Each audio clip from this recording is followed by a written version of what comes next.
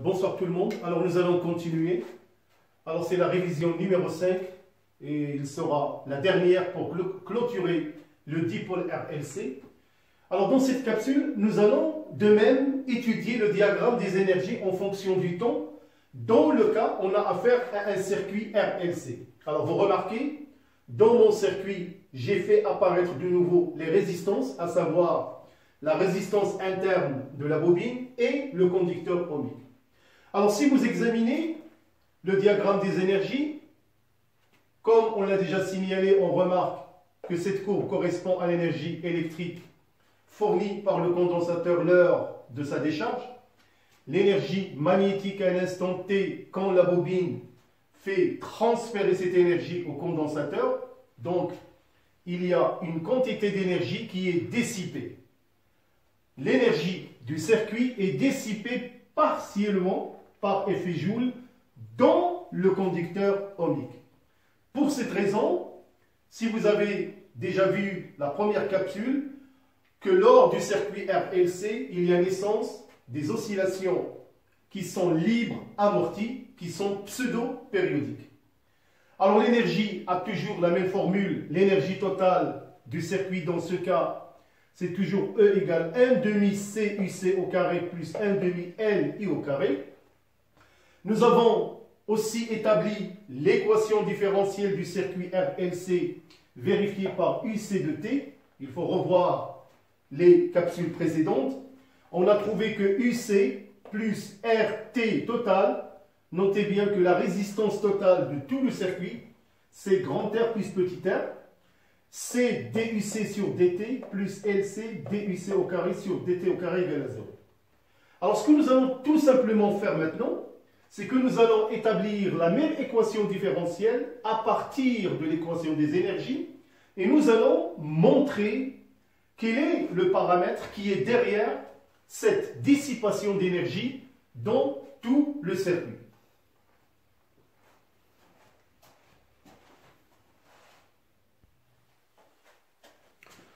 Alors, comme je vous ai dit, nous allons établir l'équation différentielle à partir de l'énergie totale du circuit RLC. Alors, nous allons tout simplement dériver cette égalité par rapport au temps, comme on a fait dans le circuit LC. C'est la même technique de calcul. Alors, D de E sur dt est égal à la dérivée de la somme par rapport à dt. Alors, nous allons trouver la même formule, revenez à la capsule précédente, égale à I facteur de ici, UC plus LC DUC au carré sur dt au carré. Alors là, j'aimerais bien revenir à l'équation différentielle que vous voyez ici. Alors, j'ai arrangé ces termes de telle sorte que j'ai mis UC plus LC DUC au carré sur dt plus R total C DUC sur dt égale à 0. Remarquez que ce terme-là n'est que I. Alors, on peut déjà déduire de cette expression-là que UC plus LC DUC au carré dt au carré égale à combien? Égale à moins R total fois I. Je vais tout simplement remplacer ce terme-là par cette expression pour obtenir à la fin que d de sigma de E dt égale à combien? Égale à I multiplié par moins R total I au carré. Alors bien évidemment, là il n'y a pas conservation de l'énergie. Au contraire, la variation de l'énergie par rapport au temps, bien sûr, se dissipe sous forme d'une énergie thermique ou bien par effet Joule. Cette valeur, il est négative. Ce qui explique encore une fois, on vient de démontrer que dans le circuit RLC, les résistances s'opposent vraiment au passage des énergies échangées entre le condensateur et la bobine. Une partie de cette énergie est dissipée, perdue par le conducteur ohmique. Alors pour finir cette capsule, nous allons utiliser le dipôle RLC, mais nous allons ajouter un générateur à tension négative qui va s'opposer à cette perte et nous allons établir la même équation différentielle et nous allons tirer une conclusion qui est importante, souvent demandée dans les exercices du baccalauréat.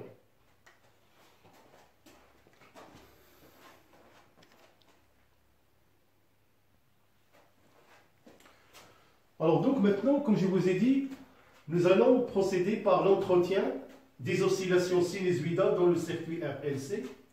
Alors comme vous pouvez le remarquer, voilà mon nouveau circuit RLC, mais vous remarquez qu'on a déjà ajouté un générateur G. Alors, au circuit RLC, on ajoute un circuit auxiliaire contenant essentiellement une composante électronique appelée amplificateur opérationnel muni d'une alimentation. Donc, ce générateur, à ses bornes, on trouve une tension UG égale KI.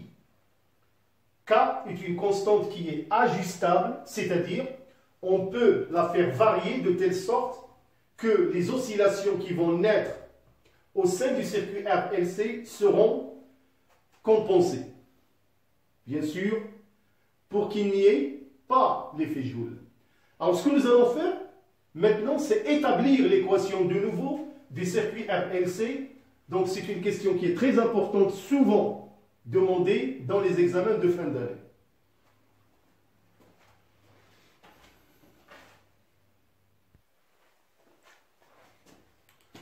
Alors donc, comme je vous ai dit, on va procéder par l'établissement de l'équation différentielle, toujours vérifiée par UC de T. Bien sûr, on va utiliser la loi d'additivité. Alors, toujours notre circuit élémentaire en série. Donc, on a UC plus UL plus UR égale UG. Alors, on va déplacer UG de l'autre côté de l'égalité pour trouver UC plus UL plus UR moins UG égale à 0. Alors, je vais seulement remplacer chaque terme par sa valeur. Puisque l'équation différentielle est établie en fonction de UC de T, donc on va conserver UC. Donc, la tension aux bornes de la bobine plus RI plus LDI sur DT.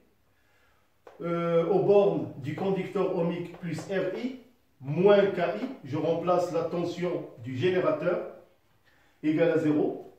Alors je vais tout simplement regrouper en termes grand R plus petit r moins K facteur de I. Alors on va obtenir UC plus grand R plus petit r moins K facteur de I plus LDI sur DT. Alors je vais remplacer I par sa valeur. Donc encore une fois, I égale C DUC sur DT. DI sur DT égale C DUC au carré sur DT au carré, que j'ai remplacé tout simplement dans l'égalité. Alors pour trouver UC plus grand R plus petit r moins K, facteur de C DUC sur DT, plus LC DUC au carré sur DT au carré égale à 0. Alors maintenant, puisque on a dit que le générateur égale KI avec K une constante ajustable. Donc, le générateur, on va choisir une valeur de K selon, bien sûr, la procédure expérimentale. On choisit, bien évidemment, K tel que ce terme-là égale à 0. C'est-à-dire K égale grand R plus petit r. On obtient dans ce cas-là, alors dans le cas où ce terme s'annule, notre équation différentielle devient alors UC plus LC DUC au carré sur DT au carré égale à 0, qui est bel et bien l'équation différentielle du circuit idéal LC. Alors, on obtient des oscillations libres périodiques entretenues. Alors, c'est une équation vraiment à retenir et savoir l'établir au cas où on vous la demande. Alors, pour finir, pour entretenir les oscillations sinusoïdales dans le circuit RLC, Voilà ce que vous allez retenir aussi. On va utiliser le générateur. Son rôle, c'est qu'il compense l'énergie perdue par effet Joule. Voilà mes chers élèves, je crois qu'on est arrivé au bout de notre grand chapitre de l'électricité. Encore une fois, je vous rappelle, si vous voulez vraiment réussir et avoir des notes dans ce grand chapitre, il faut vraiment le réviser tel que je l'ai établi. Vous avez des capsules qui traitent en parallèle l'étude du RC et RL et des capsules qui étudient le RLC et le circuit LC. Alors c'est à vous de gérer ces capsules pour mieux comprendre ce grand chapitre, comme je vous ai dit, avant de passer aux grandes révisions, parce que nous allons aborder des grandes capsules de révision. Là, vous aurez des capsules qui peuvent parfois dépasser plus qu'1 heure. Ce sont des exercices qui traitent l'ensemble des questions que vous aurez à traiter le jour du baccalauréat. Alors, il ne me reste qu'à vous souhaiter bonne chance encore une fois. Merci pour votre aimable attention. Ne partez pas très loin et à bientôt. Bon courage et bonne soirée.